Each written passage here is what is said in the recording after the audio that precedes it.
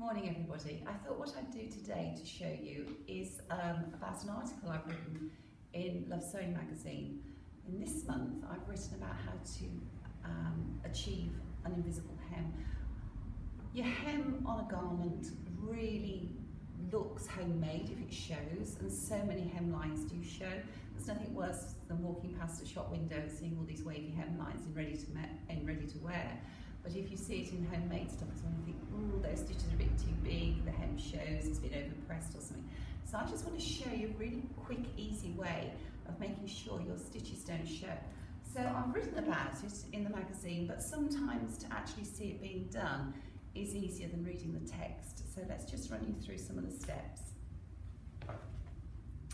I've got here a sample piece of crepe. This is a beautiful crepe that we had in the shop. I think it's all sold out now, sorry. But it might be coming in again. And if you're working with crepe, because the crepe yarn is so twisty, when you stitch into it, it's very easy to take a stitch that's a little bit too deep, so that on the right side it will show. And because your crepe stretches a bit as well, you tend to get little dimples where your stitches are when you've turned up the hem. So this is just a very small sample. I've got the edge of the hem overlocked off. I've marked the fold line of the hem with a row of tacking stitches, and that's a really important thing to do. We do this in lots of sewing, whether it's couture sewing or everyday sewing. Just marking the actual fold of the hemline just makes sure everything's really accurate. And what I've got here is a strip of fusible interfacing. This is a 2 centimetre wide strip of a lightweight violin interfacing, something like H180, or you could use G785. I wouldn't use the edge tape, it's a little bit too stable, if that makes sense. Whereas this has actually got a little bit of give in it, if you look at it. And if I flip the hem up, you will see that once the hem goes up, the piece of interfacing is now not visible. So what I'm now going to do is show you how we can achieve the invisible hem.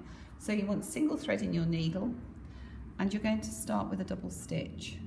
No knots. If you have a knot when you're hemming, then the chances are the knot will get caught in something and the knot will come undone, or it will cause a lump in your fabric. So I'm going to start with a double stitch, and this is where you wish you'd cut your overlocking threads off. I'm just going to flip my hem up.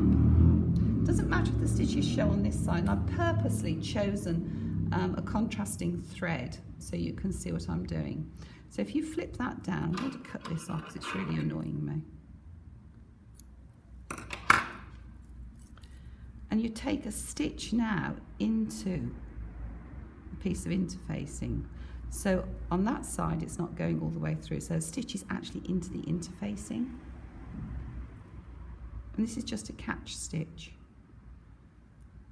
So I'm not stitching over the edge of the overlocking, and a stitch into the base of the overlocking, and a stitch into the violin interfacing, which is now called Visaline, and into the base of the overlocking, and into the interfacing. And that flips up. And on that side there is absolutely nothing showing. There's no stitches over here, because if you make a stitch that goes actually over the overlocking or the raw edge of your hem, the chances are you're anchoring it right down really hard, and then when you press it, it will show.